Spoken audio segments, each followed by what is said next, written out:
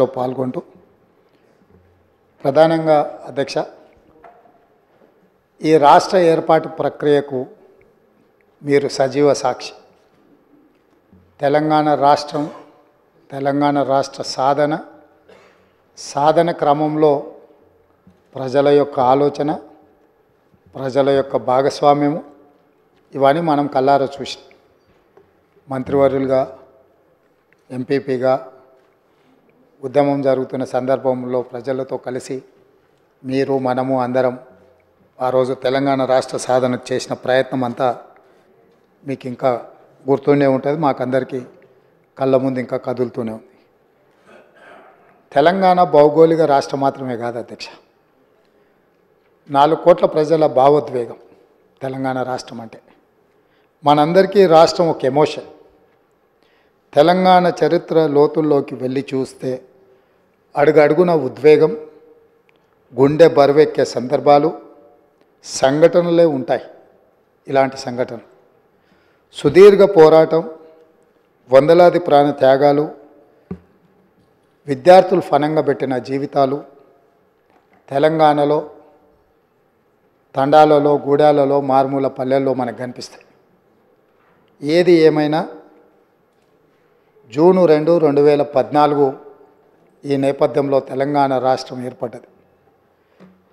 ఈ రాష్ట్ర ఆవిర్భావము, గొప్ప ఆశయాలు, అద్భుతమైన కళలతో 4 కోట్ల ప్రజలు తమ జీవితంలో ఒక కొత్త ప్రయాణాన్ని మొదలుపెట్టిండ్రు అధ్యక్ష. ఎన్నో ఆకాంక్షలు, ఎన్నో ఆలోచనలతో 60 సంవత్సరాల సుదీర్ఘ పోరాటంలో కన్న కళలను నిజం చేసుకోవాలన్న ఆలోచనతో, ఉజ్వల భవిష్యత్తు ఉండాలని, బడుగు బలైన దళిత గిరిజన మైనారిటీ వర్గాలు, మహిళలు తమకు రక్షణ ఉంటుందని, తమ జీవితాలలో వెలుగు వస్తుందని, తాము ఆశించిన, తాము సాధించుకున్న తెలంగాణలో తమ కళలు నెరవేరుతాయని ఆకాంక్షించారు అధ్యక్ష. 9.5 సంవత్సరాల తర్వాత ఈరోజు ఈ సభలో మనందరం మళ్ళీ తెలంగాణ నేపథ్యాన్ని, 9.5 సంవత్సరాల గత పాలనలో జరిగిన అంశాలను ప్రస్తావించుకుంటూ, ఇంకా కూడా ఆనాటి విధ్వంసకరమైన పరిస్థితులు, ఆధిపత్యం చెలాయించడం, పోలీసులను పెట్టి అణిచివేయడం, ప్రభుత్వం మారినా మన జీవితాలలో మార్పు వచ్చినా ఇంకా భయం మనల్ని వెంటాడుతూనే ఉంది అధ్యక్ష. ఎందుకు నేను ఈ మాట చెప్తున్నా అంటే, ప్రజలు వ్యక్తులకు, కుటుంబాలకు వ్యతిరేకంగా స్పష్టమైన తీర్పునిచ్చి మీ విధానాలను, మీ ఆలోచనలను, మీ విధ్వంసకరమైన ధోరణిని మేము తిరస్కరించినము. కాబట్టి మీలో మార్పు రావాలి, అందుకే మీ అధికారాన్ని మార్చినము. ప్రధాన ప్రతిపక్షంగా మీ బాధ్యతను నెరవేర్చాలని ప్రధాన ప్రతిపక్ష హోదా వారికి ఇచ్చి ప్రజలు ఇంకొక అవకాశాన్ని ఇచ్చే ప్రయత్నం చేశారు. దురదృష్టవశాత్తు గవర్నర్ గారి ప్రసంగం రోజు ప్రధాన ప్రతిపక్ష నాయకుడు హాజరు కాలేదు.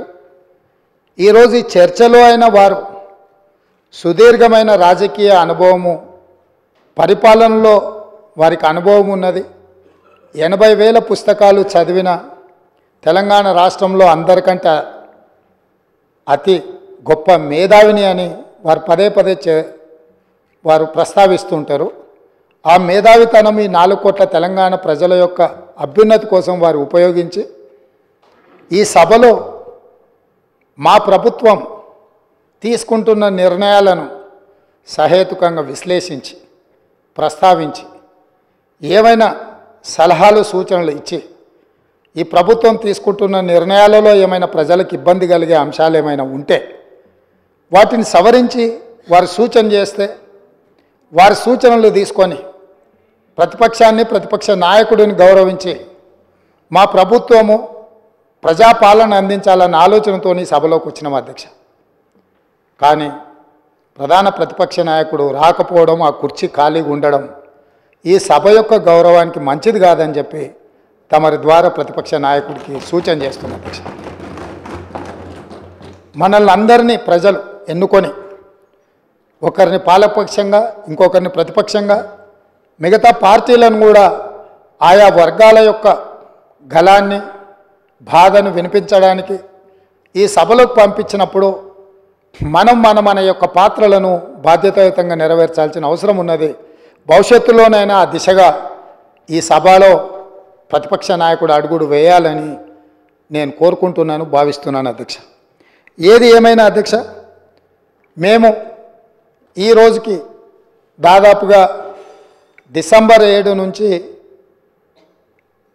ఫిబ్రవరి 7 తారీఖు వరకు 60 రోజులు పూర్తి చేసుకున్నాం. ఈరోజు మనం ఫిబ్రవరి నెలలో 9 తారీఖు రోజు, డిసెంబర్ 9 రోజు మేము ఏదైతే నిర్ణయాలు కొన్ని ఇదే అసెంబ్లీలో అమలు చేసినాం, అందులో ప్రధానంగా ఆడబిడ్డలకు ఉచిత బస్సు రవాణా సౌకర్యము, బాధతోని ఆసుపత్రులలో ఆర్థిక భారం ఎక్కువై వైద్యం అందక చాలామంది పేదలు చనిపోతుంటే రాజీవ్ ఆరోగ్యశ్రీ పథకాన్ని అమలు చేయడం జరిగింది. ఈ రోజుకు సరిగ్గా పథకాలు అమలు చేసి 2 నెలలు పూర్తి చేసుకుంటున్న సందర్భంలో ఈ పథకాలు అమలు చేయడానికి సహకరించిన నా మంత్రివర్గ సహచరులకు, మా శాసనసభ్యులందరికీ కూడా మనస్ఫూర్తిగా వారికి అభినందనలు తెలియజేస్తున్నా అధ్యక్ష. అదేవిధంగా అధ్యక్ష, గతంలో జరిగిన